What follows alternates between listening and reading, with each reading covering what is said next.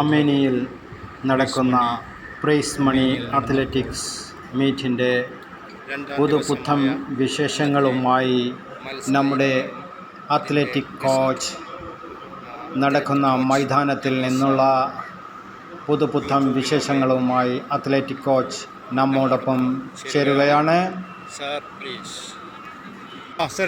Ready.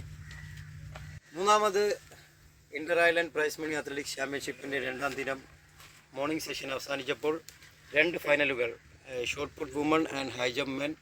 Shot put വുമണിൽ റെക്കോർഡോടുകൂടി നസീല ബീഗം, കവരത്തിയുടെ നസീല ബീഗം ഒന്നാം സ്ഥാനം കരസ്ഥമാക്കി. നസീലയുടെ പേരിലുള്ള റെക്കോർഡാണ് മറികടന്നത്.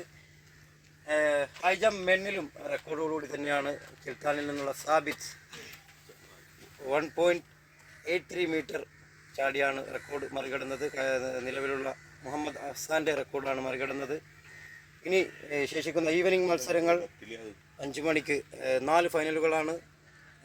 Javelin throw men, long jump women, 800 metre women final and 400 metre final മത്സരങ്ങളാണ് ഇന്നത്തെ ഈവനിങ് സെഷനിൽ ബാക്കിയാവുന്നത്.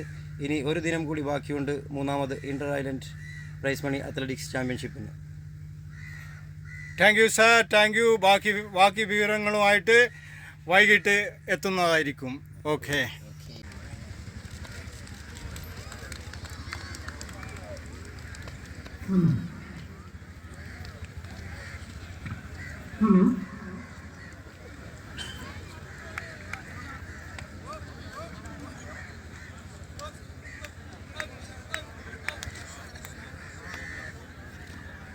Mm-hmm.